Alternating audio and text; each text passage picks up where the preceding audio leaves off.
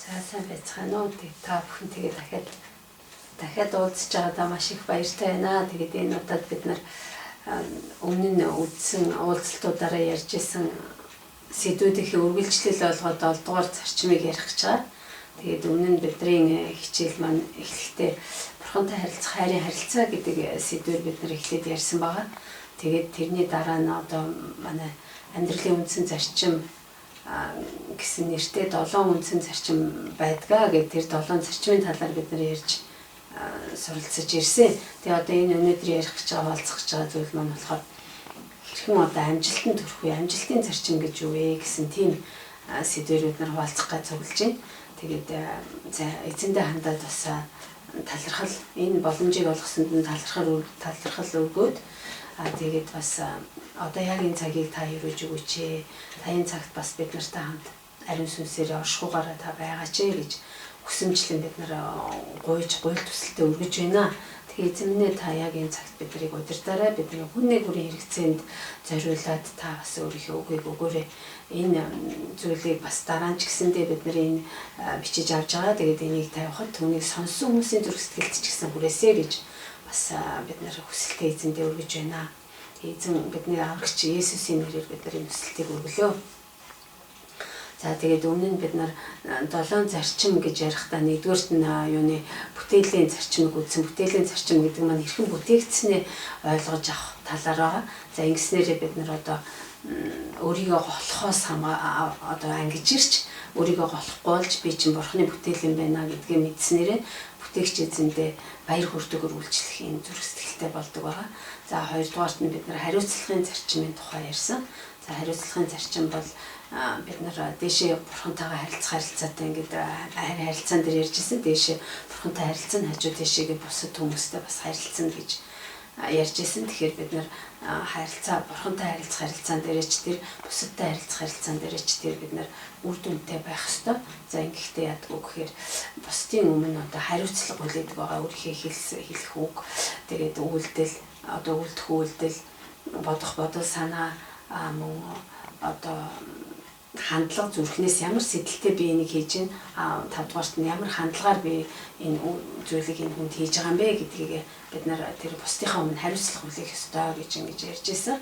За хариуцлагыг бид нар ингэж хариуцлагын зарчмыг үзснээр яадаг вэ гэхээр цэвэр мэс чанартай болдог байгаа. Бид нар мэс чанараа цэвэрлэдэг.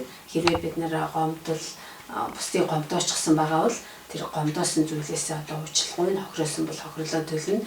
Ийм зүйлүүдийг бид нар ярьсан. За тэгээд дараагийн зарчим нь юу вэ гэхээр удирдлагын зарчим байна. За удирдлагын зарчим дээр бид нар ярьсан зүйл нь удирдлага гэдэг бол угаасаа бурхнаас өгөгдсөн хүн болгонд байдаг. Хүн болгон өөрөө удирдуулж байгаа хүнтэй бас хүнийг дагуулад удирдах явдаг. За удирдлага гэдэг энэ удирдлагаар дамжуулаад бурхан бид нарт одоо хангалт хамгаалалт чиглүүлэлтийг өгдөг юм гэдэг сэдвээр бид нар гэдэг зүйл дээр ярьсан. За ингэснээрээ бид нар удирдлагаар нь дамжуулаад бурхан бид нарыг өрөөдөг байгаа. Бас удирдлагаар нь дамжуулаад хамгаална.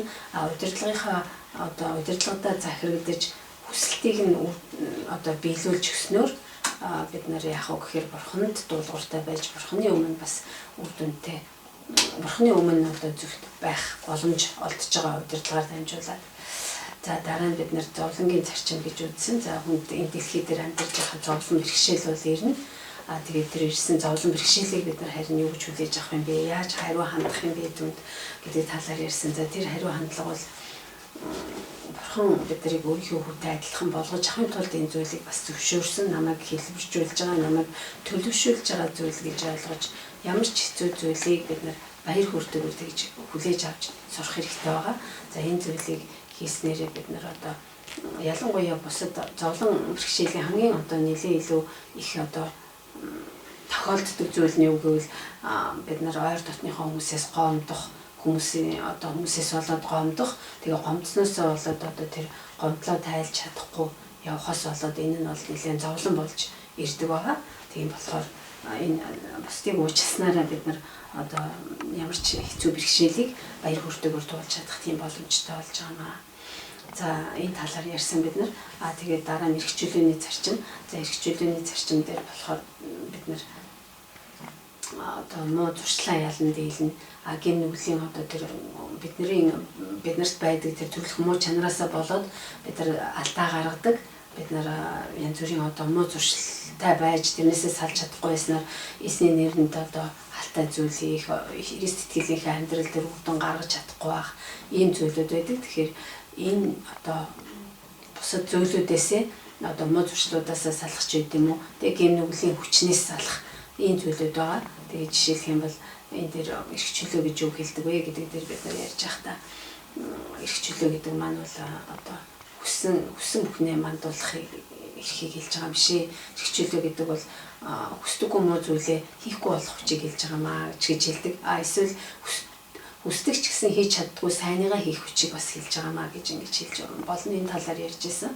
За ингэснээрээ бид нар одоо бас эзний одоо нэрийг алдаршуулах тэр Христ сэтгэлийнхээ амьдрал дээр үр дүнтэй эрх чөлөөтэй одоо үнэхээр явж чадах юм аа. За тэгээд бас дараагийн нэг зарчим би яг хойно урд нь оруулаад ах шиг байна. Дараагийн нэг зарчим нь болохоор өмчлөлийн зарчмыг ярьсан. За өмчлөлийн зарчим маань 5 дугаарт хэрэгцсэн, эрх чөлөөний 6 дугаарт хэрэгцсэн байна. Тэгээд өмчлөлийн зарчим дээр болохоор одоо юуны тухай ярьж байгаа нэхэр уур хилэнгийн асуудлыг яаж дийлэх вэ гэдэг юм голж яригддаг байгаа. Яг тэгэхээр уур хилэнгийн асуудал гэдэг бол энэ бусдыг гомдоох, хохироох, харилцааг одоо үр дүнгүй байлгах, харилцааг сэв суулгах, зөрчилтэй болгох юм зүйл байдаг. Тэгэхээр уур хилэнгийн асуудлаас салах одоо гол арга маань юу вэ гэвэл бид нар эрхээ тавьж өгнө. Бид нар эдлэх эрхээ нэхэж шаардах юм биш. Харин бусдад одоо би ямар хариуцлагатай юм бэ? Бусдын өмнө би ямар үүрэг хүлээсэн юм бэ гэдгээ харин биелүүлээд тэгээд эрхээ тавьж өгснөөрөө өмчлөж одоо ямар нэгэн зүйлийг өмчлөөд ингээд зуураад тавьж чаддгүй байдаг бол тэр өмчөө бурхан шилжүүлж ингэснээрээ бид нар одоо эрхээ тавьж өгч өмчлөлтөө шилжүүлснээрээ бидний уур хилэн хөдөлгөөд байдаг тэр зүйлүүдийг одоо шийдвэрлэж чадж байгаа. Яагаад гэвэл хүн ер нь эрхээ хамгааснаас болоод ууралж уцаарладаг. Мөн одоо өмч хөрөнгөө алдчихгүй гэж айсан айдас тэгээ өмч хөрөнгөнднээсээ хүн хүрчих ч юм уу одоо гэмтээчгэд тэрнээс одоо болж уурладаг тухай ярьсан. За энэ зүйлүүдийг тэр өмнөх одоо веб сайтаас тэр бидний уулзалтуудаар ярьсан тэр хичээлүүдээс бас хэрвээ үзээгүй хүн байгаа бол бас үзэж болно. Тэгээ өнөөдрийн бидний сэдв маань болохоор амжилтын зарчим гэж. Тэгэхээр бидний өмнө яригадаад байгаа энэ одоо 6 зарчим маань энэ 6 зарчмыг одоо өнөөдрийнхтэй толоо олж байгаа. Тэгэхээр энэ 6 зарчмаа үр дүнтэй хэрэгжүүлээд явсан байхад бид нар амжилтанд хүрэх нь бол дамжиггүй. Тэгэхээр энэ 6 зарчим чинь зургуулал амжилтанд хүрэх тухай ярьж байгаа. Тэгээ өнөөдрийн энэ бидний ярих гэж байгаа зүйл маань бол бүр ч илүү их одоо амжилтанд хүнийг бурхны хүсснээр үр дүнд хүргэж өгдөг тийм зүйл байгаа юм. Тэгэхээр бид нар хүнийхэр бодохоор нэг өөр, хүний зүгээс харуул амжилт гэж нэг зүйл нэг өөр, бурхны зүгээс харах юм бол бас ололт амжилт гэж өөр байгаа. Тэгээ бурхан өөрөө юу гэж хэлсэн бэ гэхээр манай эзэн бурхан хэлсэн байдаг. Одоо миний бодол санаа бол та нарын бодол санаанаас өндөр юм аа. Миний арга зам бол та нарынхаас өөр юм аа гэж хэлсэн байдаг. Тэгэхээр бурхан бид нарыг ямар байвал амжилттай байна гэж үзээд байгаа юм бэ гэдгийг бид нар чухал байгаа. Христэд итгэдэг хүмүүсийн хувьд бол манай эзэн бурхан биднээс яг ямар байдлаар үр дүнд яавал үр дүнд хүрнэ гэж хэлж байгаа юм бэ гэдгийг бид нар бас ойлгож авах нь зөв.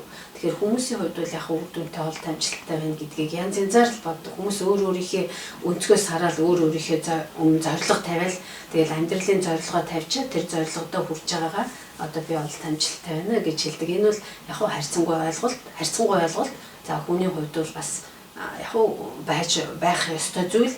Гэхдээ бидний одоо амьдралын зорилго Христэд итгэдэг хүнийхээ хувьд бол одоо их энгийн одоо зүгээр л эзэнгүү бурхнаа таниагүй, эзэн бурхнаа мэдээгүй, Христэд итгээгүй хүнийхээс өөр байгаа. Тэрний үгээр бид нар бурхны нүдээр амьдралыг хараад бурхны хүсэж байгаа зүйлийг бид нар хийснээрээ Христэд итгэдэг хүмүүс одоо үр дүнтэй жинхэнэ ололт амжилт үр дүнд хүрлээ гэж ингэж үздэг байгаа. Тэгэхээр Библиэлд энэ талаар юу гэж хэлсэн бэ нэ гэхээр амжилтыг хүрэх одоо эхний ээлжинд амжилтанд хүрэх зүйлийг яавал чи амжилтанд хүрэх юм бэ? Яг юуг амжилт гэж хэлэх вэ гэдгийг одоо бид нар бараг 6 зарчмаа үзээд өнгөрөхдөө ер нь бурхан биднээс юу хүсэж байгаа, яг ямар байгээд байгаа юм бэ гэдгийг ерөнхийдөө ойлгоод гадарлаад ирсэн. Тэгэхээр энэ зүйлүүдийг хийснээрээ бид нар бурханы хүслийн дагуу хийгсэн зүйлийг хийж байгаа юм байна.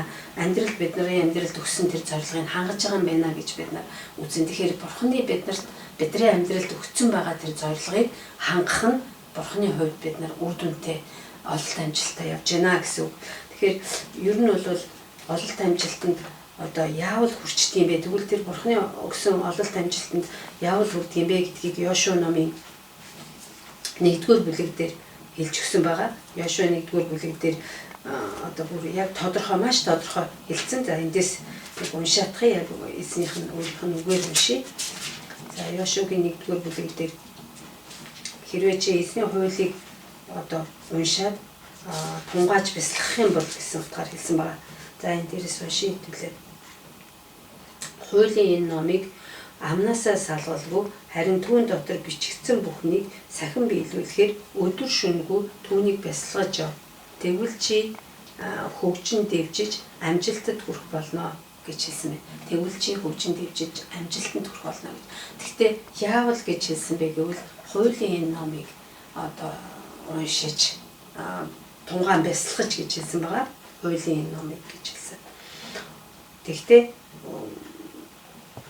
хуулийн энэ номыг амнаасаа салгалгүй гэж байгаа. Амнаасаа салгалгүй харин түүн дотор бичигдсэн бүхнийг сахин биелүүлэхээр өдөр шөнөгүй түүнийг бясалгаж яв. Өдөр шөнөгүй түүнийг бясалгаж яв гэж хэлсэн. Тэгээ энэ маань амнаасаа салгалгүй гэж бас хэлсэн байгаа. Тэгэхээр амнаасаа салгалгүй гэдэг маань юу гэсэн үг вэ гэвэл ер нь амаараа хүн одоо хэлж тунхагладаг байгаа. Эсний үгийг бол амаараа дамжуулаад ингээд салгалгүй тунхаглаж хэлж гин гэсэн үг бас гарч иж байна. Тэгээд сахин биелүүлэхээр өдөр шөнөгүй гэж байгаа юм. За мэдээж өдөр шөнө бол хүн унтаж амдаг. Яг хүмүүс ингэж бодож байна. За өдөр бол бид нар уншаад явж болох юм аа. Гэхдээ шөнө болохоор ч хүн унтаж амардаг шүү дээ. Энд чинь одоо тэгвэл юу гэсэн үг вэ гэхээр бясалгана гэдэг чинь юу гэсэн үг вэ гэж ингэж бодож магадгүй л дээ шөнө бясалгана гэж. Өдөр ч гэсэндээ хүн бас ажил албаа гүйцэтгэдэг, ажилдаг, сурдаг, ажил төрөл байдаг. Тэгэхээр өдөр шөнөгүй гэдэг нь юу гэсэн үг вэ гэж бас гайхаж магадгүй. Тэгэхээр эзэн бол өөрийнхөө үгийг ер нь үргэлжил одоо зүрхэндээ байлга гэсэн утгатай. Бараг тунгаан бясалгана бодно гэдэг маань үндсэндээ эргэцүүлэн бод гэсэн үг л дээ. Гэхдээ хүний зүрхэнд байнга байж ах хэрэгтэй тэр нь. За жишээлх юм бол шүнж гэсэндээ хүн унтж хахад бас эзний үг бясалгаж болох боломж, тунгаан бодож болох боломж бас байдаг л да. Хүн гээд унтахаас өмнө мэдээж нэг хэдэн минут байгаа мэд чинь унтахын өмнө нойр хүрэхгүй хэсэг хэвддэг. За тэр хугацаанд нөгөө эхний ээлжинд одоо тэр үгээ бол бид нар харанхуй болно шүү чинь гэрэл унтраа заавал ном уншиж халбгүй. Тийм болохоор бид нар заавал цээжлэх хэрэгтэй. Цээжлээ зүрхэндээ хийж авна. Тэгээд цээжлээ зүрхэндээ хийж авсныхаа дараагаар унтах гэж твтчих байхдаа тэрийгэ бодоод одоо эргэцүүлээд эргэж тунхаглаж хэлээд амнаасаа салгалгүй гэдэг маань эргэж тунхаглаж хэлнэ. Тэгээд тэрийгэ эргэцүүлэн бодно. Эргэцүүлж дахин бодох, тунгаан бясалгах гэсэн энэ үг маань бол дахин бодох, эргэж бодох гэсэн тийм утгатай үг байгаа. Тэгэхээр шүн ингээд бодоод унтна. За ингээд бодоод нэгэн унтж байгаа юм чинь хүний одоо сүнс нь бол үргэлж сэргэг байж байгаа гэж байгаа шүү дээ хүн чинь. Тэгэхээр сүнсэн дотроо бид нар тэрийг бас нэгэнт бодоод тунгаагаад хилээд амаараа махан биеийнхээ амаар хилээд зүрх сэтгэлээсээ гаргаж ирээд сэтгэлдээ бас өөрөө тэрийг бодоод хэлсэн юм чинь шөндөө сүнсэн дотроо тэрийг бас бодож явах боломж байгаа. Тунгааж явах одоо бид нар мэдэхгүй байхад бурхан биднийг унтж яхад маш их зүйлийг хийцэн байдаг гэж би үздэг. Ягаад гэвэл би өөрийнхөө амьдралаар бас ингэж уншаад тунгаагаад бодоод тэрийгэ дараа нь шүн одоо унтж чагаад өглөө босоход урд орон би унтахтаа жаахан тиймхэн унтсан байсан ч гэсэн маргааш өглөө нь босч ирэхдээ маш их сайхан баяр хөөртэй юу болсныг мэдэхгүй гэхдээ маш их баяр хөөртэй босч ирдэг. Ягаад гэвэл бурхан надад унтж чагаад ч гэсэн ажиллах боломжтой байдаг.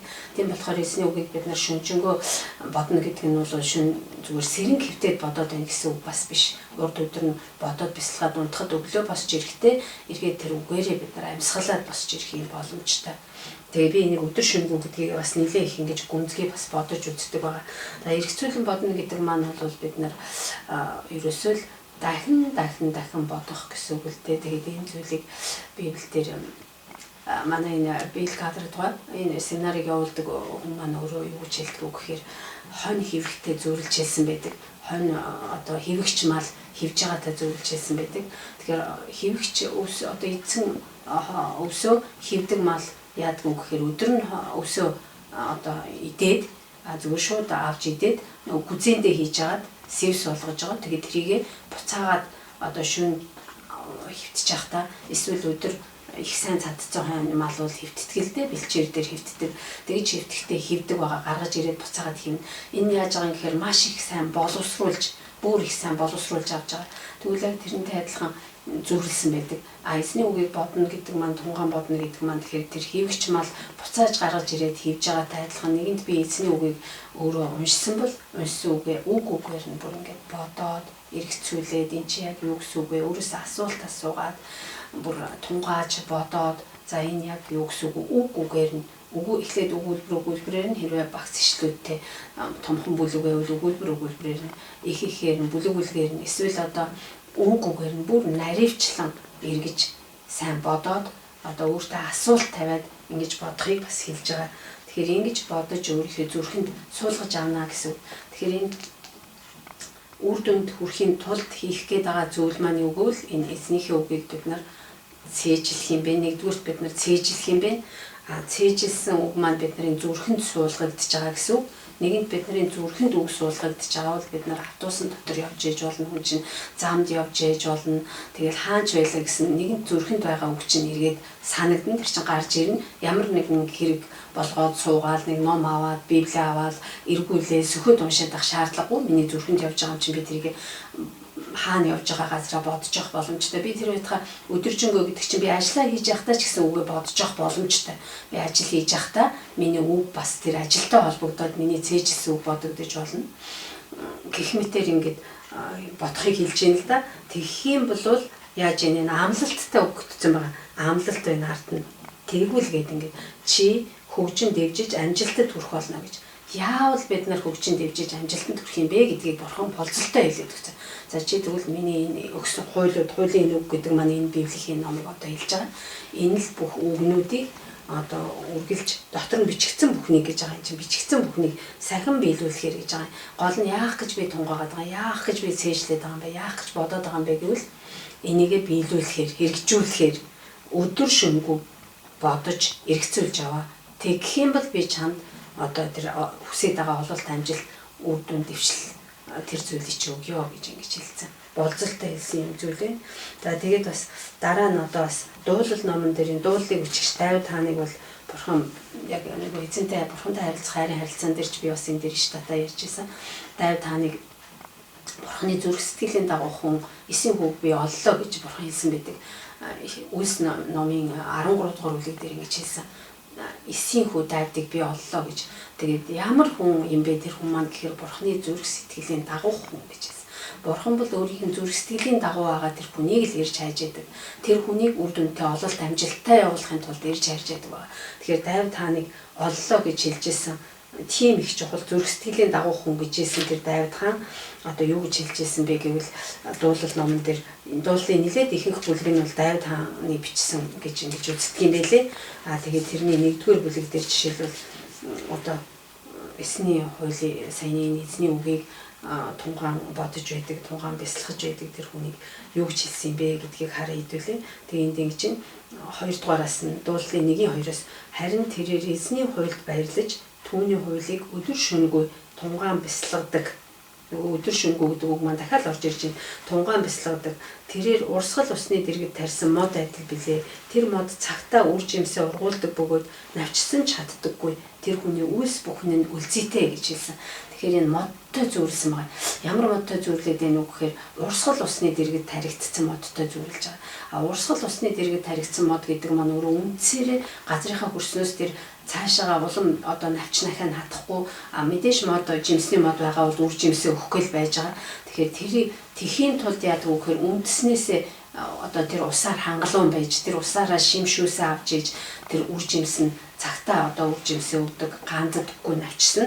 Тэгээ тэрийг ямар хүнийг тэр модтой зүйрлсэн бэ гэвэл эзний хуулийг өдөр шөнөгүй тунгаан бясалгадаг тэр хүн бол тийм модтой адилхан юм а. Тийм хүний үйлс бүхэн нь үлзийтэй гэж хэлсэн байна. Үлзийтэй үйлс бүхэн үлзийтэй гэхээр энэ бас ойлгомжтой ололт амжилтын талаар л бас ярьж байгаа. Хийж байгаа бүхэн үр дүнтэй болно гэсэн. Тэгээ энд дээр би ингэ бодохоор би бас Библиэс олон жишээнүүдийг боддtiin л да. Жишээлх юм бол Йосеф байна. Йосеф яадын гэхээр одоо гарынхны үйлс болгоныг бурхан өрөөжилаа гэж хэлсэн. Тэр хүний хийсэн болох нь үр дүнтэй болж исэн гэж яагаад гэжсэн бэ гэвэл одоо бурханыгаа хэлсэн амлсан бурхан юу гэж амлсан гэхээр Йосефийг чи одоо удирдахч болох юм а. Гэр бүлийнхэн дотроо бол чи удирдахч болох болчих юм а гэдгийг зүүдээр нөхцөн. Тэгээ 10 одоо ах дүүнер чинь одоо чиний өмнө 11 ах дүү чинь бүх юм өргөх болно. Бас эцэг их хоёр нь ч гэсэн гэж 11 болгож дараа нь дээр нь аав ээж хоёр гэдээ ярьдаг л да. Тэрнээс нь болоод ах дүүнер нь дургуцчихийдэг. Гэхдээ тэр нь юу байсан бэ гэвэл эзэн өөрийнх нь ирээдүйд тэр хүнээр юу хийх гээд байгаа, ямар хэмжээнд тэр хүн хүрэх юм бэ гэдгийг зүгээр хүүхэд байхад нь бүр бага хүүхэд байхад нь ингээд бурхан зүүдээр нь дамжуулаад өгсөн. Тэр чинь юу гэсэн үг вэ? Ялгаагүй бурхан өөрөө үгээл хэлж байгаа гэсэн үг. Зүүдээр нь дамжуулаад өөрийнхөө хийх гэж байгаа юмыг ойлгуулсан. Тэгвэл өнөөдөр бид нарт гарт маань өгсөн энэ бүрэн бүтэн өөрийнх нь бүр яг юу хийх гээд байгаа. Бид нар ийш тийш юм ярьж хайх хэрэггүй. Одоо би яатсан юм бла, бурхан намайг яа гээд байгаа юм бла, ямар юм хүсэж байгаа юм бла, юу хүсэж байгаа юм бла гэж зарим хүн бүр гайхацсан. Би бурхан надаас юу хүсэж байгааг би ойлгохгүй маа, олохгүй байна энэ төргийг явж идэг. Тэгвэл энэ бүрэн бүтэн өөрийнх нь өгсөн үг нь байж байгаа юм чинь Йосеф тэгж яг итгээд үнэхээр л бурхан надад энийг хэлсэн гэд хэдийгээр бүр ах нар нь өөрийн худалдаа шоронд орсон ч гэсэн бүр юу худалдаад боол болцсон ч байлаа гэсэн айлын зарц боол болсон. Дараа нь бүр дахиад хоёр дахь удаага ч бүр дордоод шоронд орсон. Гэлээч гэсэндээ бурхандаа итгэх итгэлээ алдаагүй, бурханы хэлсэн тэр үзүүлсэн зүйлд алдаагүй. Ирээдүйн миний амьдралын зорилго бурхан надад өгсөн зорилго байгаа. Тэр бол би ямар ч байсан нэг юм одоо мөргөх хэмжээний л тийм ажиллаад пэйж гүйцэтгэх юм байна гэдэг юмыг ойлгосон байсан. Тэгээ үнэхээр л 10 одоо нэг ах дүүнэр нэрээд өөртөө мөргөдгөлдөө яг л одоо өмнө сөвдөд өөр ирэхгүй өмнө сөвдөд. Тэгэхээр Египтийн хааны удаах хүн болж ингэж бурхан тэр одоо 70 хэдэн аймыг аврахын тулд одоо ирээдүйд одоо энэ үдээ улсыг би одоо өөрийнхөө сонгож авсан тэр ард түмнийг одоо бий болгохын тулд авч үлдэхийн тулд бүр хүн бодох юм бол түнгээр дамжаад одоо аврагч мэдлэх тэр ард түмнийг авах тийм агуу гүн гүнзгий төлөвлөгөөгөө Йосеф ойлгуулж исэн байна. Тэгээ тэрэнд зүгээр тэр бүх нарийн юм Йосеф ойлгоогүй ч гэсэн бурхан намайг тийм болгоно гэдэгт бол итгэсэн учраас тэгж одоо үр дүнтэй байж чадсан байгаа. Үс бүхний эзэн өрөөж өгч исэн. Бурхантай хамт байсан учраас гэж байгаа. Тэгэхээр бурхантай хамт байна гэдэг маань нэг төрлийн маш энгийн. Бид нар нэг бодохдоо ингээл хүмүүс ингэж боддог. За би одоо бурханы оршихуй гэж юу яд юм бала, бурхан надтай хамт байна гэж яах юм бала гэд ингээд гайхдаг. Тэгвэл бид нар эзний үгийг өөрийнхөө зүрх сэтгэл дотор суулгаж аваад эзний нүгээр амьдрсан цагт бид нар эзний оршихуй дотор явж байгаа гэсэн үг. Эзэн дотор явж байгаа гэсэн үг. Эзэн надтай хамт байж байгаа гэсэн үг л дээ. Бидний нөгөө л харилцаа маань явж байгаа юм чинь. Бид нар харилцаа гэж ярьж байгаа маань тусгай цаг гаргаал. За би одоо бурхантай харилцсанаа. Одоо бурхантай харилцдаг цаг гэж нэг суучаал тусгай цаг гаргаал. За одоо би бурхантай харилцаж шүү. Битээ надад цаад бол хаалга хаагаад ингээд суух гэсэн асуудал биш ээ. Бурхантай харилцсан гэдэг маань цаг үргэлж миний зүрх сэтгэл дотор өөрийнх нь үг байж, өөрийнх нь надад өгсөн одоо тэр хүсэл нь байж, тэр хүслийг би хэрэгжүүлэх юмсан гэдэг дээр зорилгоо тавиад, за миний амьдралд эзэн ийм юмыг өгсөн, би ийм зүйлийг бурхан надаар хийлгэх юмаа гэдгээ байнга одоо зүрхэндээ аваад явж явах нь бурханы оршихуй дотор бурхантайгаа харилцаатай л явж байгаа гэсэн.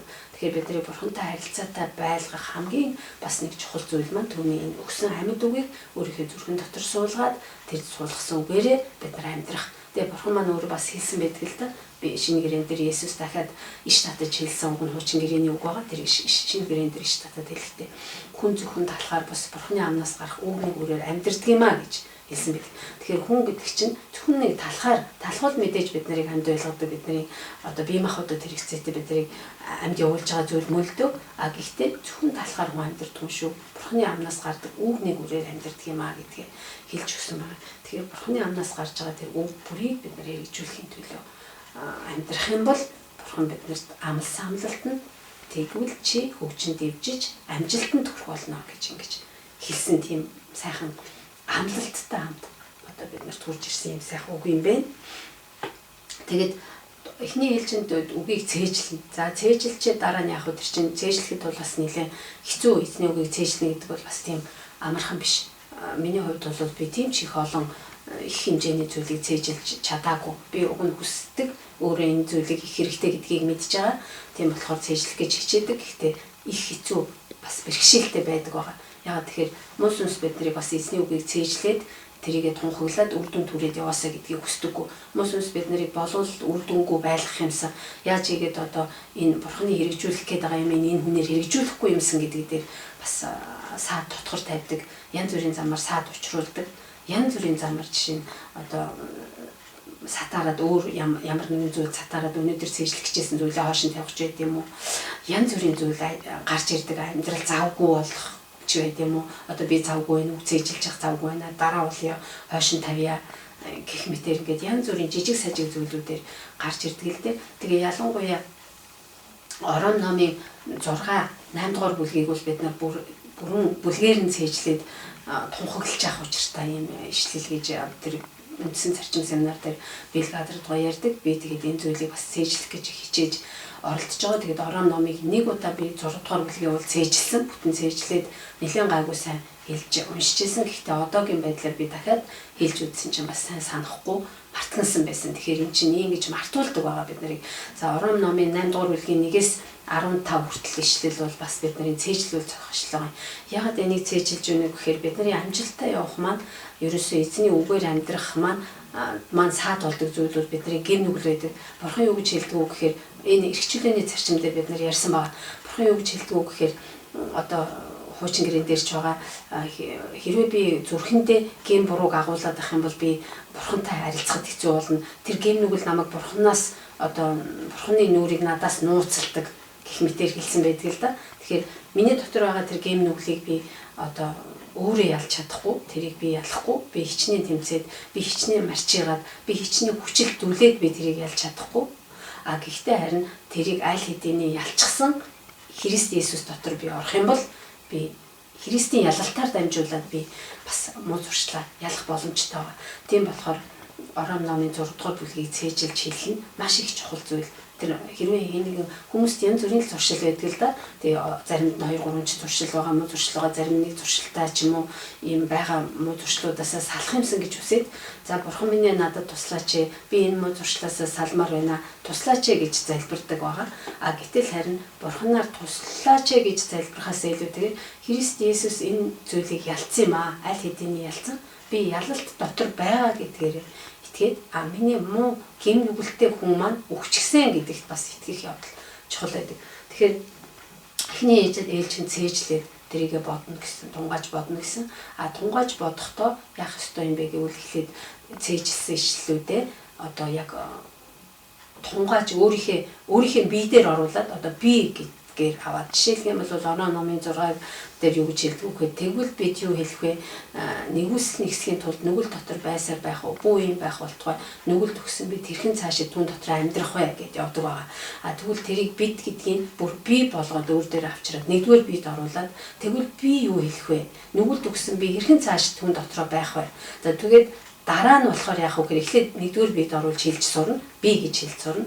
Хоёрдугаарт нь яах ёстой вэ гэвэл тэр би гэж хэлсэн хэллэгэн дээрээ нүгэл гэдэг үгээ надад байгаа тэр тодорхой төрлийн одоо жишээл би уур хилэнтэй байдсан бол уур хилэнд өгсөн би хэрхэн уур хилэнтэй байсаар байх вэ гэж өөрөө тэр яг үгээ тэр тодорхой төрлийн за эсвэл одоо би шунхайран идэхэд өгсөн би хэрхэн шунхайран идэх вэ ч гэдэм үү одоо надад ямар муу зуршил байдیں۔ Эсвэл одоо архитан согтуурахад өгсөн би хэрхэн архитан согтуурсаар байх вэ ч гэдэг юм уу. Яг ийм маягаар тодорхой төрлийн тэр нүглийг нэрийг хэлээд орлуулад тэгээд нэгдүгээр биедээ оруулсан дараа нь өөртөө байгаа муу зуршлаа нэрийг хэлээд тэгээд цааш нь энэ гэм нүгэлд өгсөн би өөрөөр хэлэх юм бол би шунхаарын идэхэд өгсөн би хэрхэн шунхаарыг эзэр авах. Энэ мэтэр ингэж яриад өөрийгөө би өгсөн гэж энэ нүгэлд би өгсөн гэж тооцох юм бол муу зуршлаа ялж байгаа. Тэгэхээр энэ ялалт нь Христийн ялсан ялалт. Христ загалмаа дээр аль хэдийн энэ зүйлийг хийцэн учраас Христийн хүчээр бид нар хийж байгаа маа гэдгийг бас ухаарч ойлгох хэрэгтэй л дээ. Тэгэхээр эрхчлөөний зарчим маань өөрөө би нөгөө нэг цаг дотор багтаагаад ярьж байгаа болохоор маш товчлж яриад байгаа юм л да. Тэгэхээр эрхчлөөний зарчим маань өөрөө энэ амжилтын зарчмынхаа бас нэг хэсэг нь болоод явчихж байгаа. Тэр муу зуршлаасаа салчнаа гэдэг чинь бурхан биднээс юу хүсэж байна уу гэхээр та нарын харанхуй хорвоод гэрэл болж амьдраараа энэ дэлхийн ертөнцийн чинь харанхуй гэм нүглээр дүүрсэн харанхуй шүү. Тэгэхээр энэ харанхуйд гэрэл болж амьдр гэрэлт гэж бид нарыг хэлсэн байна. Тэгэхээр гэрэлтэн гэдэг маань л бид нарын одоо үр дүнтэй ололт амжилттай явж байгаагийн маань шинж. Бид нар хэрвээ үнэхээр эзний хүслийн дагуу үр дүнтэй явъя л гэвэл бид нар эзний хэлсэн үгийн дагуу амьдраад жинхэнэ одоо гэрчлэлээрээ од болох гэж нэрлэдэг байгаа юм л да. Хүн од болох их дуртай байдаг.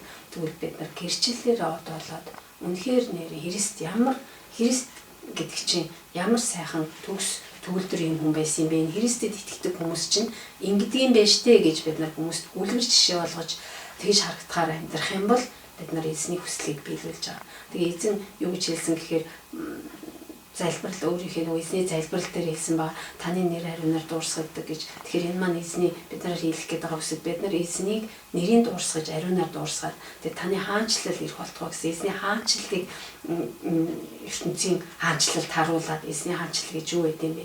Тэгээ таны хүсэл тэнгэрчгийн газар дээр биелэгдэг гэж хэлсэн байгаа. Тэгэхээр эзний хүсэл нь юу юм бэ гэдгийг дагуу амьдраад хүслийг биелүүлэх юм бол бид нар үр дүнтэй, ололт амжилттай явж байгаа гэсэн үг ээ. Тэгэхээр бид нар яадаг байх нь вэ гэхлээр унгаж бодно гэдэг маань цээжилчих юм байна. Цээжилснийг эргцүүлээд бодох юм байна. Үгээр нь судалж үзэх юм байна.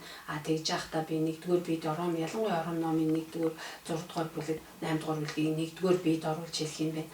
Өөрт байгаа тодорхой тэр муу зуршлуудаа бүр орлуулад хэлэх юм байна. Тэгэхээр бид нар амаараа тунхаглана гэдэг маань амнаасаа салгалгүй гэж хэлсэн байгаа шүү дээ. Түрүүн бид нар Йошуа номноос уншихад хуулийн энэ үгийг амнаасаа салгалгүй гэдэг маань юу гэсэн үг гэхээр би амаараа бүр энийгээ тунхаглаж хэлээд эний чи Христ аль хэдийн ялцсан юм аа. Тийм учраас сатанд одоо намайг дийлэх хүч байхгүй гэдгээр хэлнэ. Тэгээд эзэн Иесус маань яасан гэхээр бас өөрөө маш сайхан жишээ үзүүлсэн биднэрт. Одоо цөлд цоригдож явахдаа эзний үгээр сатан эзний үгээр дайрж орж ирдэг. Эзний үгээр бид нарыг уруу татах гэж оролддог.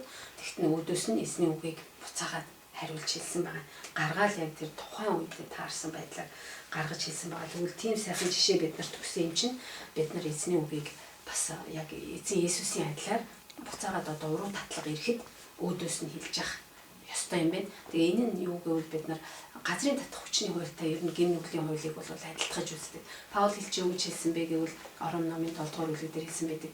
Одоо миний дотор одоо нүглийн хууль надад үйлчлээд идэм байна. Тийм болохоор би хичнээн сайныг хүсэж байсан ч гэсэн би хүсдэггүй муугаа хийчихэд идэм байна. Яг тэгвэл миний дотор нүглийн хууль байгаад байгаа учраас тэр үйлчлээд байгаа юм байна гэж хэлж ийсэн. Тэгээд хин намайг энэ би одоо зүйлээс салгах вэ, ангижруулах вэ гэж хэлсэн. Яг тэгвэл Паул хэлж хүсдэг сайныгаа хиймээр байсан, хүсдэггүй мууг хиймээргүй байсан учраас тэр зүйл дээр энэ чинь нэг хууль үйлчлээд байна гэдгээр. Тэгэхээр яг нөгөө газрын татах хүчтэй адилхан хэдийгээр Есүс Христ ялцсан ч гэсэн бид нар өөрөө тэрийг яг тооцохгүй бол бид нар өөрөө тэрийг Христтэй хамт үгсэн гэж тооцохгүй бол газрын татах хүчний хууль нь татагдж байгаа шиг бид нар бас одоо дээш нь чулуу ч юм уу ямар нэг юм шидэхэд унж ирдэг шүү дээ. Тэр чинь яагаад байгаа гэхээр татагдаад байгаа. Бид нар өнөөдөр ингээд хоёр хөл дээрээ босоод зогсоод байгаа. Энэ зүйл маань бол татах хүчний хууль үйлчлээд байна л да. Тэгэхээр бүргэд хэрвээ одоо тэнгэрт ингээд илэн хайлал нисэж явж ийсэн далавчаа хумбах юм бол доошоо шунгнаал унж эхэлнэ. Доошоо шунгнаад унана. Яагаад гэж байгаа юм гэхээр газрын татах хүч татж байгаа учраас унж яваа. Тэгээ бүргэд унж явахдаа энэ бил кадруудгаа энийг бүр аюу тодорхой юм сонин жишээгээр үгээр хэлдэг. Би тэрийг бүр хийж өөртөө бүр маш их тусгаж авсан л да. Яг тэгэхээр бүргэд унж явахдаа өөрөө далавчаа хумцсан хэрнээ унж явахдаа бурхан минь ээ туслаач ээ намайг авраач ээ гэж ойлвол нэмэргүй тэр чинь ун чинь унаал тэр доор нь татах хүч нь байгаад байгаа юм чинь унна. Харин тэрний оронд бүргэд зүгээр далавчаа дэлгэхэл юм бол татах хүчний эсрэг гараад дээшээгээ хөөх юм аа гэж хэлж ирсэн. Тэгээд тэрнтэй адилхан бид нар эзний үгийг яах гэж цээжлээд байгаа. Яах гэж энийг ингээд гүн бодоод бясалгаад байгаа юм гэхээр тэр нүглийн одоо татах хүчний хуулины эсрэг бид нар бурханы үгээр амьдрна гэдэг чинь юу хэлээд байгаа юм гэхээр бурханыхаа үгийг тунхагласнараа бид нар далавчаа сүнснийхээ далавчийг дэлгэж байгаатай адилхан юм а гэж энийг зөвлөж хэлсэн байдаг. Тэгэхээр эзний маань тэр биднэрт өгсөн үг ямар их хүчтэй, ямар их амьд агуу тэр зүйл байд юм бэ? Бид нарыг муу одоо тэр хүчинд татагдахаас тэр уруу татлагт өртөж эзний нэрийг хугалахаас хамгаалж байгаа зүйл нь ерөөсөө л өөрийнх нь үгийг хэлэхэд би сүнснийхээ хувьд далавчаад идэлгэж байгаа тайлбар болоод уруу татлагт автагдахгүй байх боломжтой юм аа гэж ингэж зөвлөж ярьдаг. Тэгээд ийм байдлаар би бас хийж үзсэн л дээ өөрийнхөө амьдрал дээр надад бас муу зуршлууд олон байсан. Одоо ч байгаа. Зарим зүйлүүдээ би бас ялж чадаагүй. Одоо ч гэсэн бас хилдэг, тунхагладаг, үздэг. Ер нь бол амьдралд анх итгэснээ бодвол маш их өөрчлөлт гарсан. Миний хувийн зан чанар, хувийн арын шин, одоо өөрт байсан муу зуршлууд, өөрийн мэдэхгүй байсан бүр тэрийг эзний үгээр илчлээд мэдэж авсан тийм зуршлууд байсан. Тэгээд энэ дотроос уур хилэнгийн асуудал байсан. Би бол уур хилэнгийн асуудлыг бас эзний хүчээр эзний ялсан ялалт дотор ойлгож иж энэ зүйлийг ойлгож иж би эзний ялалт дотор алхаж иж уур хилэнгийн асуудлыг бол ер нь одоо эзний ялалтаар одоо би өөрөө яллаа гэж ингэж эзэнтэй хамт яллаа гэж эзний ялалтыг би өөр дээр хэрэгжүүллээ гэж ингэж ойлгож байгаа. ерөнхийдөө тэгж үзэхээр болсон гэж боддог. Шунхаа их идэхтэй айгүй ховдголж иддэг их шунхаа тийм ховдог хүн маш их иддэг. Тэгээд тэрэндээ одоо бас яг энэ ором номын 6-ыг цээжлээд тэгээд ховдголын идэхэд өгсөн би хэрхэн цаашид ховдголын эзээр байх вэ гэж тунхаглаад бодоод байхад бол бас ямар ч байсан болдог. Тэгээ ялангуяа мацаг барилтаар бол бас их энэ нэг ховдголохыг бас ялах боломж, эзэн одоо ялсан гэдгийг ухаарах боломж. Гол нь эзэн эний чинь ялцсан байна. Би итгэх юм бол би бас эний чинь болох юм байна. Эзэн дотор гэдгийг ухаарах боломж олдож байгаа юм л да. Энийн үг бол эзэн ямар хүчтэй юм бэ? Эзэн ямар агуу юм бэ? Үнэхээр эний чинь чадах юм байна гэдгийг мэдж байгаа. Тэрнээс биш би өөрөө чадах юм байна гингүүтэл унж эхэлж байгаа юм л да мөн. Яг үнэндээ бодож заримдаа андуураад хүн чинь тэрийнхээ хооронд за сүрхий шүү би ер нь айгүй сүрхий байна ялчлаа гэд бодонгууд л шууд дараа нь юусе яг тэргүүрээ л шууд ундаг байгаа. Тэгэхээр энэ бол эзэн ялсан юм а би биш юм а.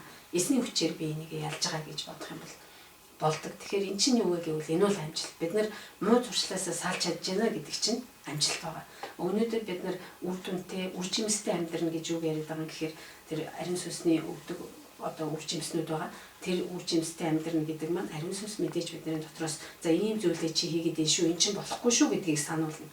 Тэгэхээр нь бид нар за тэгвэл энэ зүйлийг хийхгүй тулд би яах вэ гэдгийг эзний ялсан ялгалт дотор энээсээ салах явдал нь үнэхээр одоо бас амжилт юм аа гэж ингэж ойлгож байгаа.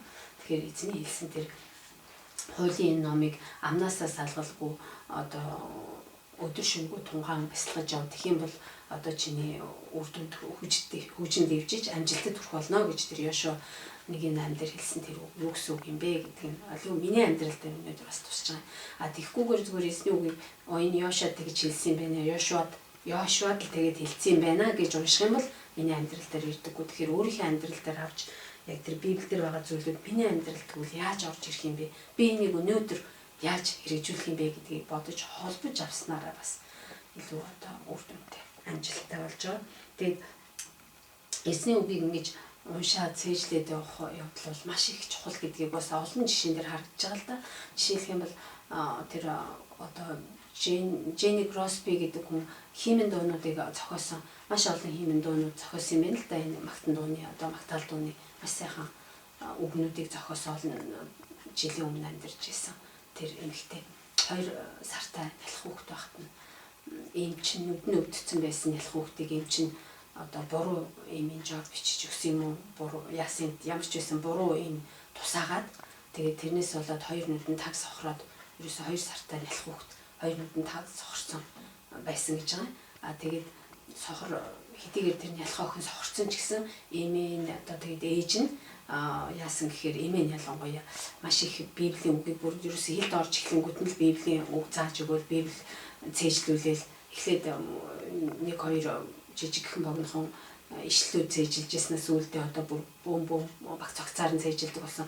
Сүүлдээ бүлэг бүлгээр нь цээжилдэг болсон. Ер нь Библийг бол маш их одоо цээжилж 10 ер нь бараг 8-9 настайгаасаа гэсэн баха өөрөө одоо тэр үгүүдээрээ шүлэг яруу найрыг одоо зохиож эхэлсэн гэдэг. Тэгээд бичсэн дуунууд нь бол маш олон дуунууд бид нар өнөөдөр ч гэсэн сүмч болгонууд дээр дуулж идэг юм дуунууд байгаа маш их дуртай. Олон хүн түүгээр нь дамжиж одоо урам зориг авч бас одоо эзний дотор улам илүү ихээр өсөж хөгжөхөд нь хэрэг болж исэн. Тийм дуунуудыг бичсэн. Тэгээд тухайн үедээ хэвлэлийн газрууд нь нэг хүний нэрээр л бага юм гаргахаасаа санаа зовхтой одоо санаа жаахан зовоод өөр нэр 5 өөр нэрээр гаргаж исэн гэдэг юм билээ энэ хүний одоо тэр дуунуудыг.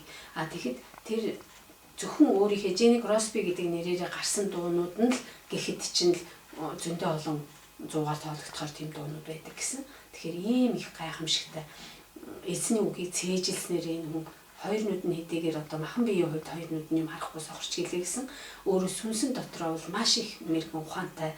Тэгээд өөрийнхөө сүнснийхээ нүдээр хардаг имийг нь яг тэр Jenny Crosby ярьж байхад эсвэл тэр цээжилсэн үг уншиж байхад нь тэр тухайн үед нь тэрийг сонсч ирсэн хүмүүс тэр өөрийнх нь баг бидний хараагүйг харж байгааг нь бид нар олж харж байна гэж одоо тэр хүнээс олж харж байна гэж тэгж хэлж ирсэн байт юм билээ. Тэгэхээр тэр хүнд бол 2 нүд байхгүй гэдэг тийм их юу байгаагүй харин ч одоо маш их баяр хөөртэй, маш их үр бүтээлтэй ажиллаж амьдарч тэр нь өнөөдөр ч гэсэн бид нар одоо 1800 оны үед амьдарч ирсэн юм шиг мэлээ байна лээ. Тэгэхэд чи өнөөдөр бид нар одоо ийм хожууч гэсэндээ бид нар энэ дууг нь одоо хэрэглээд одоо магтаад эзнийг дуулаад ингэ явж байна гэдэг бол жинхэнэ гайхамшигтай.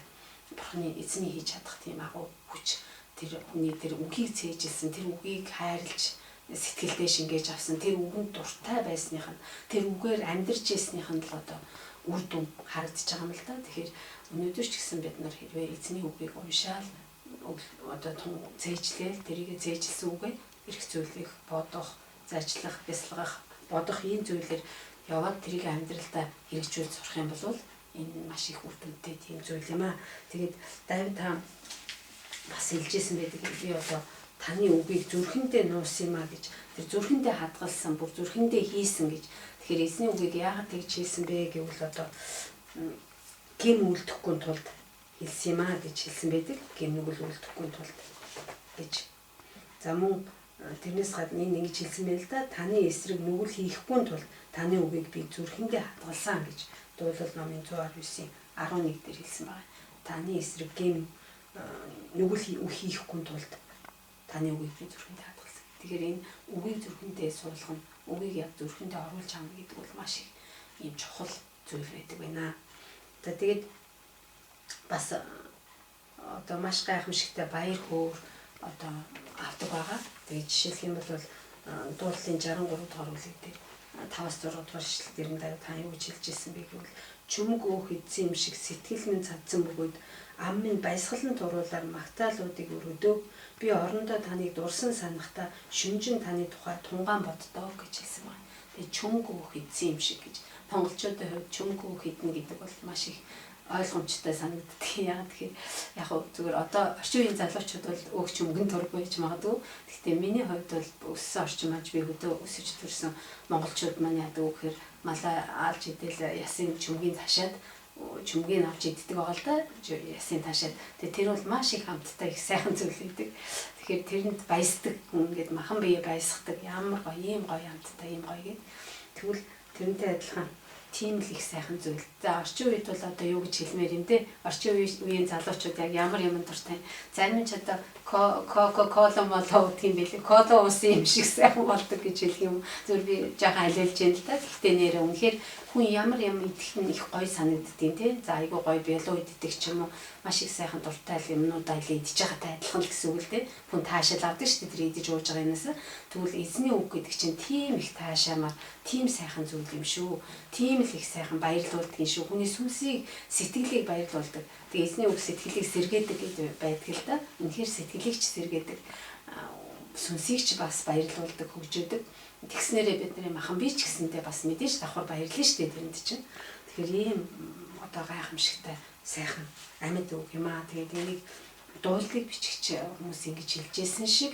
бид нар өнөөдөр бас эзнийхээ үгийг үнэхээр амтрахад үнэхээр эн чинь амттай шүү миний амьдрал ийм их чухал хэрэгцээтэй юм байгаа шүү гэдгийг ойлгоод тэгээд нөгөө хайр харилцаа гэж ярьжсэн шүү дээ тэгэхээр бид нар эзэн бурхан энэ үгийг өгтөө надтай одоо харилцаж байгаа юм аа энэ үгээрээ дамжуулаад одоо надтай ярьж байгаа юм аа гэж одоо энэ үгээ уншихдаа энэ үгээр дамжуулаад яг одоо надтай ярьж гин яг надад хандаад хэлж гин энэ үгийг надад хэлж гин гэж ингэж ойлгож хүлээж авах нь бас их хамттай одоо бурхан надтай яриад штэ а би эргээгээд бурхантай хандаад би өөрөө эндээс юу аав би энэ үгээс юу сураад аав би энэ үгээр нь явахын тулд би ямар шийдвэр гаргаж гин үү юу би одоо эзний ялалтын дотор хамт тэр ялсан ялалтыг амсаж идэлмээр байна уу те тэр зүйлээ ингэж хэлээд хариулж байгаа маань би бурхантайгаа харилцаж байгаа. Бурхантай эргээгээд өөрийнх нь үгийг сонслоо буцаагаад хариуллаа. Санаа сэтгэлдээ би бичиж болно бас бичиж тэмдэглэж болдог. Тэгээ тэрийг хэлж за бурхан би өнөөдөр та надад ийм юмыг ойлгуулж байгаа юм байна. Та ийм юмыг надад өглөө. Би энийг чи ингэж хүлээж авлаа. Би энийг одоо ингэж хэрэгжүүлмээр байна. Тийм болохоор та энийг ялцсан. Таны ялтан дотор би энийг ялна гэж итгэж байна. Тийм учраас одоо хоёулаа хамт хий. Та надтай хамт хийж өгөөрэй. Би таны буулганд та миний буулгыг ав гэж хэлсэн. Тийм болохоор би буулганд ч оръё. Тэгээ надтай хамт зүтгэж өгөөч гэж гэдэг юм уу. Яг ийм маягаар гуйж ярьж байгаа маань би эзэнтэйгээ харилцаж байгаа гэсэн үг. Эзэн танд би баярлалаа гэх. Тэгээд бурхан маань юу гэж хэлсэн гэхээр миний тушаалыг сахиг чинь намайг хайрлагч чинь миний тушаалыг сахитгиймаа гэж хэлсэн. Тийм болохоор эзэн Есүс бас одоо шинэ гэрэн дээр одоо шинэ тушаал энэ бол шинэ тушаал би чамд нэг тушаал өгье гэж байгаа хэлсэн. Тэр зүйл нь юу гэж хэлсэн гэхээр би та нарыг яаж хайрласан шиг та нар биенээ хайрлагтун гэж хэлсэн байна. Тэгэхээр тэрийг би энэ бол миний тушаал гэж хэлсэн. Би та нар чинь тушаал өгч юм гэж хэлсэн. Одоо биенээ хайрл гэж. Тэгвэл хэрвээ би өнөөдөр Христ Есүстэй адилхан болох гэж байгаа бол хэрвээ би өнөөдөр Христ Есүсийг одоо дагалдагч гэж өөрийгөө үзэж байгаа бол тэгвэл түүний хэлсэн зүйлүүдийг бид нар биелүүлэх явдал нь түүнийг хайрлах явдал хайрлаж байгаа юм байна. Хайрлаж байгаагаа би тэр тушаалыг биелүүлж байгаагаар харуулж байгаа юм байна гэж ойлгох хэрэгтэй. Тэгэхээр эзэн юу хэлсэн бэ гэдгийг би зүрхэндээ суулгаж нэгдүгээр тавхан чухал надад яг яа гэж хэлсэн бэ? Юу гэж хэлсэн бэ? Ерөөсөө явж нэг хуулийн энэ үг гэж хэлээд байгаа энэ одоо хууль гээд хуучин бол энэ хуулийн номнууд гэдэг маань хуучин Мосегийн бичсэн 5 ном байсан. Тэгээд дараа нь энэ номол энэ хуулийн ном гэж нэрлэдэг байгаа шүү дээ. Тэгэхээр энэ дотроос Есүс шинжлээд юу гэж хэлсэн бэ гэвэл ерөөсөө явж одоо агуу одоо юу гэж хэлсэн агуу тушаал гэж хэлсэн энэ хоёроо нэгдүгüрт нь эзэн бурхнаа бүх зүрх бүх сэтгэл бүх хүч чадлаараа хайрлагтун гэж хэлсэн. Тэгээд удаах нь хөшөө өөрийн адил хайрл. Ийм хоёр юм ерөөсөө бурхнаа хайрл бас хажуу талдаа байгаа тэр харилцаанд байгаа чамд өгөгдсөн эргэн тойронд ч байгаа тэр хүмүүсээ хайрл гэсэн ийм хоёр юм хэлээд тэгээ Галаад номон дээр хурж ирэхээр ерөөсөө хамгийн одоо тэд нар дотроосоо бүр базаад хэлчих юм бол хөшөө хайрл гэдэг юм аа гэдэг. Ерөөсөө тэрийг би бас ингэж ойлгодог л да хажуу дэрэгдээ харагдахгүй байгаа бурхныг чи хажуу дэрэгдээ байгаа хүмүүсээ хайрлах чадахгүй бол харагдахгүй байгаа бурхныг яаж хайрлах юм бэ гэдгээр ерөөсөө эцсийн шалгуур нь би энэ хажуу талтай байгаа хүний тэр зэрэг хайрлаж байгаа. Тэгвэл тэгжээж би бурхнаа бас хайрлаж байгаа маань харагдах юм байна гэсэн юм харилцаа уялдаатай нэг л агуу тушаалыг өгсөн нь та нарыг яаж хайрласан шиг та нар биенээ хайрлах гэж хэлсэн. Энэ бол яг хуулийн номыг биелүүлнэ гэдэг маань одоо яг тэр бүрийг энэ бичигдсэн бүрийг л гэж юм л да. Зүгээр маш энгийнээр товчлаа хэлэх юм бол ерөөсөө хайрыг би зүрхэндээ суулгах юм шүү. Бид нар үр дүнтэй ажиллаж амьдрна гэдэг маань би бусдыг өөрийнхөө адил хайрлаж чаддаг болох юм бол би үр дүнтэй амьдарч байгаа юм. Бурхан надаас ерөөсөө юу хүсэж байгаа юм гэвэл чи би чамайг яаж хайрласан шиг чи энэ бусад хүмүүсийг хайрлаач гэдэг юм. Бид нараас хүсэж байгаа. Бидний амьдралын үр дүн ололт амжилт гэдэг бол хайраар л илэрч гарвал илүү их жинхэнэ хайраар л гарч ирэхээрээ л одоо илүү үр дүнтэй болно гэсэн үг. Тэгээд ингийн тулд Коринт номын 13 дугаар 1-р Коринт номын 13 дугаар бүлгийг цээжлээд бас одоо хэлж дунгу цөөхөн хэдийшл байгаа шүү дээ. Тэрийг хэлээд тэгээд тэргээр явхад бас үр дүнтэй. Тэгээ хайр байхгүй миний хийж байгаа юм болгон хайраас л уялдаатай. Хайр байхгүй бол би хичнээн үг бясалгаад, жийжлээ, тунгаагаад за би хайргүйгээр хийж ийн гэж бодъё. Зүгээр л бурхан намайг амжилттай явуулна гэсэн. Тийм болохоор би цээжилчи, би тунгаач, бодчих гэдэг ингээд үзээд байх юм бол бас хайр дутчих юм бол болохгүй. Тэгээ юу гэж хэлсэн гэхээр хэрвээ тэр чинь одоо чи хайргүй л хийж байгаа юм бол хичнээн өөрийгөө бүр одоо зулын гол болгож чадах гэдээсэн ч гэсэн чамд үр дүнгүнийг хөнгөнөх цам мэтийн болчих шүү гэдгээр хэлсэн байгаа. Тэгэхээр бид нар хамгийн чухал юм гол зүйл одоо зорилго маань юу вэ? Бурхан бид нарыг хайрлсан. Тийм учраас бид нар бусдыг бас хайрлах ёстой юм байна. Энэ маань бидний эцсийн одоо гол зорилго үр дүн юм байна гэж харж болно. Тэгээд энэ 13 Коринтын 13 дугаар бүлэг дээр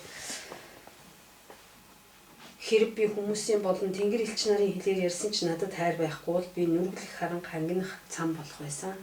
Хэрэг би иш үзүүлэх чадвартай мөн бүх нууцуд болон бүх мэдлэгийг мэддэг байгаад уулыг нүглэх бүрэн итгэлтэй байлаач надад хайр байхгүй бол би юу ч биш ээ. Хэрэг би өөрийн бүхэл өмч хөрөнгөө тараа өгч өөрийн биеийг шатаахаар тушаалсан ч надад хайр байхгүй бол энэ нь надад ямар ч ашиггүй юм а гэж хэлсэн. Тэгэхээр хайр гэдэг зүйл маань би та нарыг яаж хайрласан шиг та нар биеийг хайрлаа гэсэн энэ зүйлийг л бид нар мөрдөж явах юм бол бидний одоо тэр хуулийн номыг амнасаа салгахгүй бясалгаад тунгаагаад бодоод байна гэдэг маань энэ л дээ. Тэгээ тэхийн тулд харин яах юм гэхээр тэр муу зуршил байснаас болоод би бусдыгаа гомдож байгаа. Надад муу юм байсан учраас би тэр муугаа гаргахаараа л нөгөө хүмүүстэй асуудал үүсгэж байгаа. Тийм болохоор тэрнээс салахын тулд яах ёстой юм? Тэднийг хайрлахын тулд яах ёстой юм? Миний зүрх дүүрэн одоо эзний үгээр дүүрч, эзний үг зүгээр бялхахад л миний одоо дотор бэлхэн дүүрэн үг байж хахад тэр нь амаар нь гарч ирнэ шүү дээ. Зүрх юугаар бэлэх нь ам түүнийг гаргадаг юм а гэж хэлсэн. Энэ нь маш том одоо ийм савтай ус ч юм уу савтай ямиг аваа явж хахад цалигдаг шүү дээ. Далбилцал цалигна. Тэгэл ерөөсөө дүүрэн байгаа юм чинь нэг жижигхэн гэхтэл ерөөсөө балыг л асгахдагтай адилхан. Хэрвээ би зүрхээ муу юмар дүүргээд буруу юмар дүүргээд ах юм бол миний амаар гарч байгаа юм нь тийм л юм гарна. Харин миний зүрхэнд эзний үг суулгагдаад эзний үгийг би маш ихээр гүнгүнзгий тунгаан бодож эргэцүүлээд эн чи ийм учиртай үг юм бэ. Ингэж явах хэрэгтэй юм байна гэд гаргаж явах юм бол тэр маань миний амаар юу гарч ирэх үү гэхээр эзний үг гэдэг чинь маш хүчтэй, амьд, үнэхээр үр дүнтэй, зөв зүйтэй, сайн сайхан тийм л зүйлүүд гарна. Хайр гарч ирнэ. Ерөөсөө л жинхэнэ хайр гарч ирнэ гэсэн үг л дээ. Тэгээд бурхан өөрийг хэлсэн би бол хайр, бурхан бол хайр юм а гэж хэлсэн. Бурханыг мэддэг хүмүүс юу хайрладаг хүмүүс нь бурханыг мэддэг учраас бурхан бол хайр юм а гэж нэгдүгээр Иохан номон дээр хэлсэн байна. Бурхан өөрөө хайр юм чинь тэр хайр болох нэгнэр зүрхэд өргөн гэдэг нь хайр болох нэгний үгийг би зүрхэндээ суулгаж авах. Түүнийгээ байнга буцаагаад хэрэгжүүлдэг зүгээр хэрэгэлдэггүй л нэг сонсогч биш хэрэгжилж явдаг. Зүгээр нэг сонсоод нэг чихэр ороод нөгөө чихэр гарна гэж ярьдаг штеп манайхан тэр шиг зүгээр нэг цуглаан дээр ирээд бүтэн сайнны цуглаан дээр ирээл суугаад нэг үгийг сонсонгуудаа эндээс нь нөгөө тийшээгээ гараа явчихдаг. Тийм маягаар амжирхаш. Эсвэл эзний үгийг уншлаа гэхэд зүгээр нэг хайлтвалт уншаад тэр нь тогтож чадчихгүй юу уншицнаа ч бараг санахгүй. Тухайн үедээ санаж исэн ч гэсэндээ нөгөөх нь удаан хугацаагаар сайн суулгагдаагүй л мартагддаг шиг тэгж явах биш. Тэгээд Яаков номон дээр хэлсэн нөгөө үгийг зүгээр сонсогч зүгээр нэг сонсогчд биш харин хэрэгжүүлэгчд байцгаая гэж уриалсан байдаг. Яг хэрэгжүүлэхийн тулд би зүрхэндээ суулгана гэдэг юмыг бид нар ойлгох хэрэгтэй. Тэгэх юм бол эзний үг өөр аяндаа ажиллаа хийж бидний дотроос үр дүнгээ гаргаж үүс болж гарч ирж тэр нь өстой ийм хүний үүс бүхэн үлзийтэй гэж хэлсний дагуу үлзийтэй болдог, үр дүнтэй болдог юм. Тэрийг бусад хүмүүс хараад энэ хүний амьдрал биднийхээс өөр байна. Энэ хүн илүү хүчтэй нэг зүйл энэ хүнд байна. Энэ нь юу байдığım бэлаа гэд бид нар өөрөө айлын хаалга очиж цогч тогшоод ярих биш. Харин тэр хүмүүс манай хаалгыг цохоод тогшоод та нараас сурья, танаас сурья, та нараас сурья, та нар арай өөр байна. Яаж ингэж амьдрд юм бэ? Энийг бид нар зааж өгөөч гэж өөрсдөө бид нар руу хурж ирж асуух хэмжээнд хүртэл тэгж амьдрах нь өөрөө эзний хүсэж байгаа тэр ололт амжилт, үр дүнтэй амьдрал. Бэлгадар тухайн тэр нэрлэж байгаагаар гэрчлэлээр од болох. Үнэхээр миний гэрчлэл тийм их од болмоор үнэхээр хүн хурж ирээд одоо би наадах чинь сурья, би наадах чинь мэдээ яаж юм болт юм бэ гэж асуух хэмжээнд хүрэхээр тэгж үгээр амьдрах явдал чухал маш чухал зүйл юм аа гэдгийг би ойлгож авсан. Тэгээ тийм болохоор ер нь миний бас яг зүгээр энэ дээр зүгээр жишээч гэдэг юм одоо зүгээр сонирн болгоод хуваалцчихад би өөрөө үг унших маш их дуртай. Ер нь тийм л дээ. Ер нь ном унших их дуртай байсан. Хүүхд байхдаа л ном унших дуртай хүүхд байсан. Тэгээд анх л одоо 1993 оноос 92 оноос одоо Библийн шинэ гэрээ номыг анх орчуулагдсан байхын би өөрийнхөө нэгдүгээр 10 жил багшилж байхдаа нэг шавьяасаа анх олж харж ирсэн хичээл дээр ном уншиж харна. Чи надад тураалга надхаа яагаад хичээл дээр ном уншиж байгаа гэдээ авахд шинэ гэрээ байсан. Тэгээд нөгөө хүүхд маань хичээлийн дараа хурж ирээд ном аав гэдэг өгсөн чинь багшаа та нэг уншилтаа надах чих сонин ном байгаа та гэртээ авчиад унш гэд надад өгч ирсэн. Тэгж анх би шинэ гэрээ гэдэг номыг анх харж ирсэн л да монгол хэл дээр. Тэгээд яг тэр үед бол би итгэж аруудаагүй сүнс байхгүй, ариун сүнс байхгүй юм чинь ойлгоогүй уншиж үзсэн. Гэхдээ энэ бол ойлгоогүй.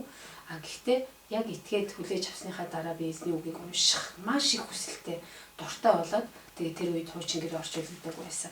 Уншихын тулд сонирхож одоо англи хэлийг үзэж эхэлж ирсэн байгаа. Тийм их дуртай хүсэлтэй байсан гэсэн үг. Библи уншихын тулд.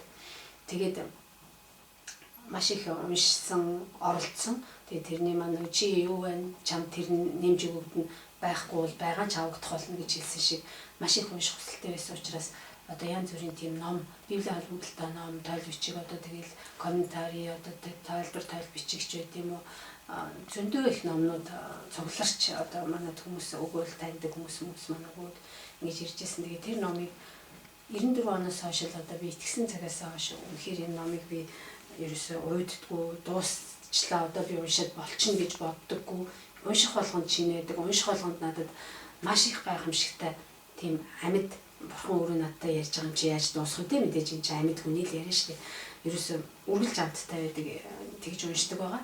Тэгээ тэгж унших нь эргээд миний амьдралд үр дүнгээ өгч яг саяны ярьж байгаа шиг бас үр дүн үүс гарч байгаа би өөрийгөө болцсон гэж ерөөсөө хэлэхгүй яагаачгүй хаач байсан юм блэ яагаачгүй л байгаа л да өчөөхөн гэхдээ ч өчөөхөн жаахан оролдлого хийгээд өчөөхөн жаахан л үзэж яхад бурхан намайг ямар гайхамшигтайгаар одоо ингэж өрөөж үнэхээр илүү ихээр одоо нэмж өөрийгөө нээж өгч нэмж илүү ихээр одоо ингэж ойлгуулж өөрийгөө харуулж ийнэ гэдг нь бол тодорхой байдаг.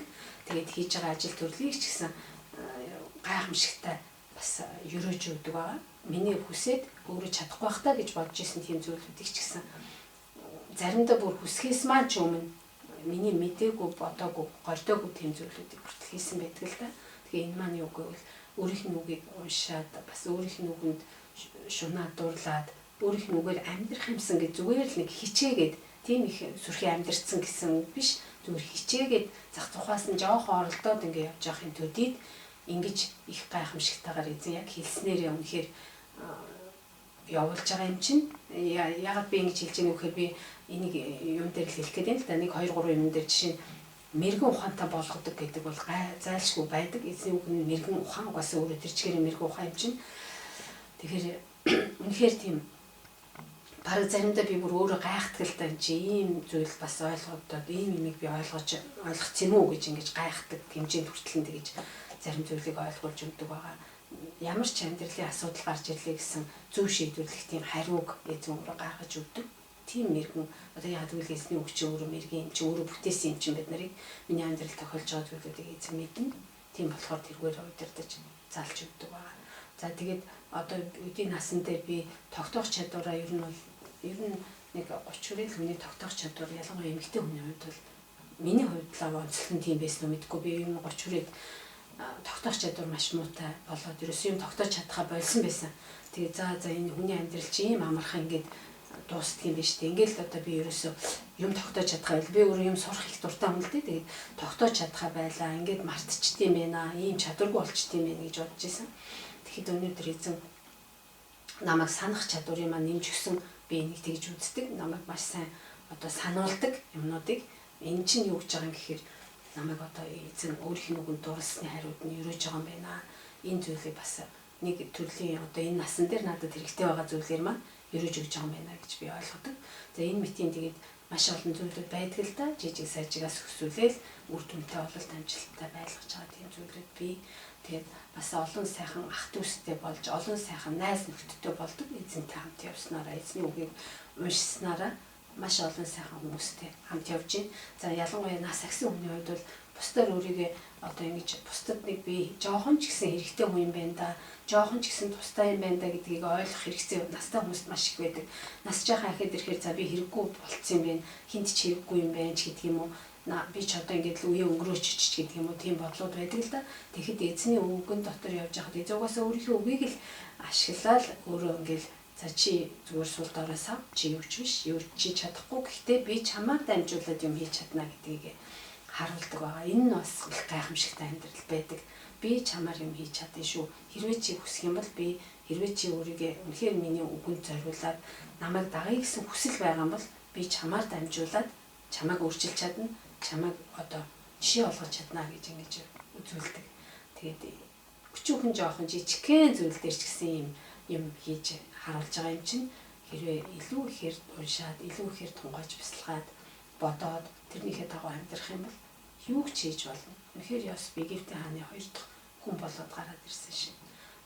Тэр өвтөл насандаа үр хөвгтгүй байсан Авраам, Сара хоёр үр хөвгттэй болсноо гарахгүй амлалтын хөвгт гарч тэр нь аврагчийг төрүүлэх тэр агуу үндэстнийг бий болгох ихэнд болсон шиг ийм гайхамшигтай зүйлүүдийг эзэн хийд юм аа. Тэгээд энэ гайхамшигтай зүйлийг хийх нь бидний гарт эзэн өөрөө өгсөн сонголт нь бид нар төссөн юм байна.